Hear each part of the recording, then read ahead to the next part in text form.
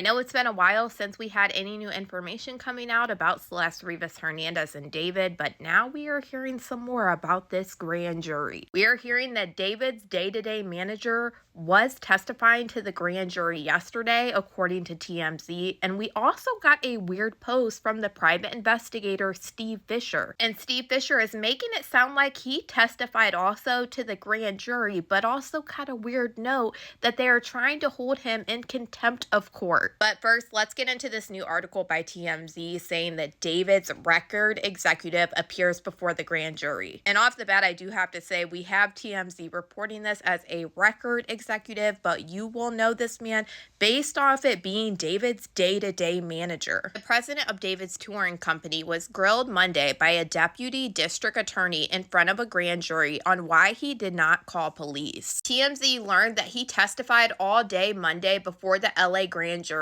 and at one point, with a half a dozen people in the hallway, he came out into the hallway and was talking to his lawyer loud enough so others could hear. And he said, referring to Beth Silverman, the deputy DA presenting the case before the grand jury, that she was very pushy on why I didn't call the police. He went on to recount how he responded, and he said, I said I felt like I didn't have the responsibility to do that and just wanted to continue with the tour. TMZ says that they don't know the time frame of the tour that he was actually referencing, but note that David was on tour when Celeste was recovered from the trunk of his Tesla. But why this signals as a big deal, it shows you that they are going after people that are close to David, like we have been hearing from multiple different sources talking to the media. Top of hearing all of this, we also got a weird post from the private investigator Steve Fisher, who was looking into this case. Seems like Steve Fisher is referencing that he is somebody that testified in front of this grand jury,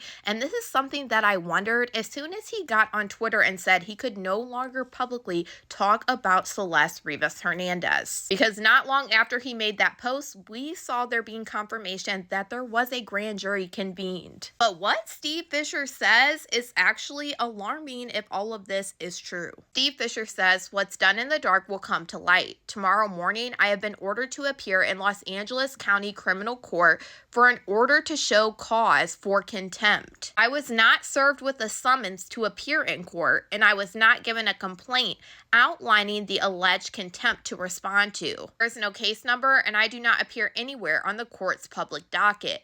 I was handed a handwritten note from a deputy district attorney on Friday and was told to appear Tuesday morning for a punishment hearing in criminal court that is not even assigned a case number, seemingly because they did not want this to be public information. And he includes the picture of this note, and this is absolutely crazy if this is true and he wasn't given an actual court order. He goes on to say, love or hate me, this should concern you. The fact that this is happening in our criminal court system is terrifying.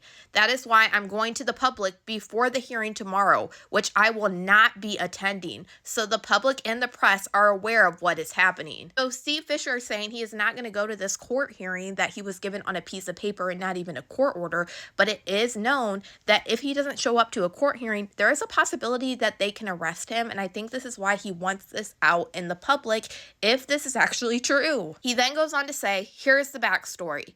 Recently, I testified on 2 separate days as a witness before a grand jury.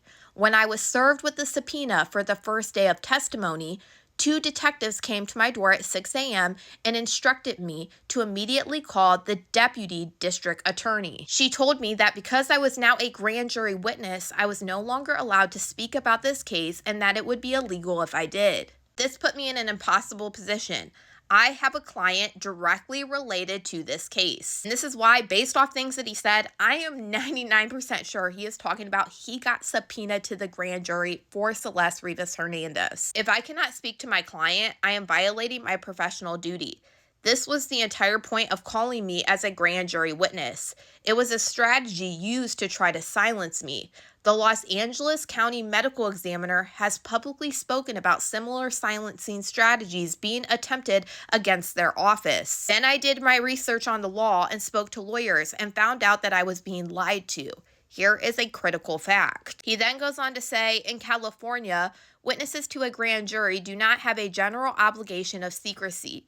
That obligation applies to the jurors and officers of the court. A witness is only bound to secrecy regarding anything that they learn solely from the grand jury proceeding.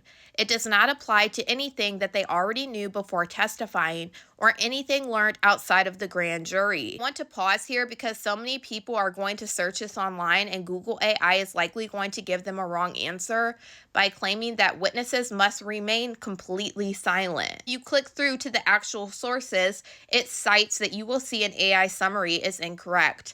California law is silent on imposing total secrecy on witnesses. Instead, witnesses are routinely admonished that way they may not disclose certain things, but those certain things only include what was learned from the grand jury proceeding itself, not independent knowledge or publicly known facts. I also want to be very clear about this. I never disclosed my testimony, even though the law would have allowed me to discuss my own testimony.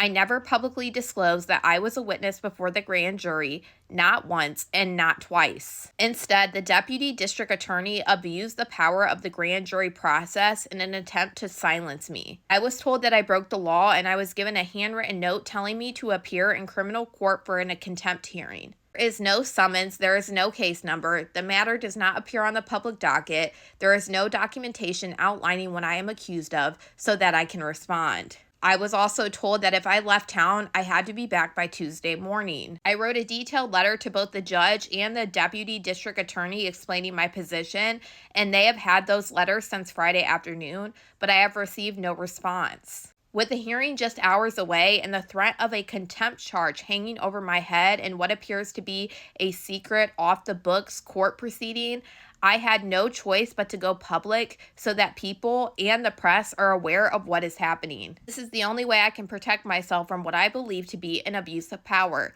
It's frightening that this is happening at the highest levels of our court system. There is power in transparency. I was left with no choice. And like I said, if Steve Fisher is telling the truth, this honestly is scary. If he wrote on a note this information that he had to appear and he was not actually given a court document, I don't blame him. I honestly wouldn't go either. But I am very curious on what they think that Steve Fisher actually said after this grand jury subpoena. Because yes, we heard him talk publicly before this obviously even happened, because he has been silent for quite a while now after he posted that post that he could no longer talk about this case. To me, it seems, and I'm only saying it seems by what he's posting, maybe he said something to the homeowner of this home. But also, based off his post, what I think, and this is only my thoughts, it seems like he's saying whatever he said wasn't anything from this grand jury subpoena, and it might have been something that he learned on his own. I have no idea, but all of this is crazy, but it will definitely be something that I am following. We have yet to hear from Steve Fisher. He has not came back on his Twitter and said anything. But y'all, let me know what you guys think about all this in the comments.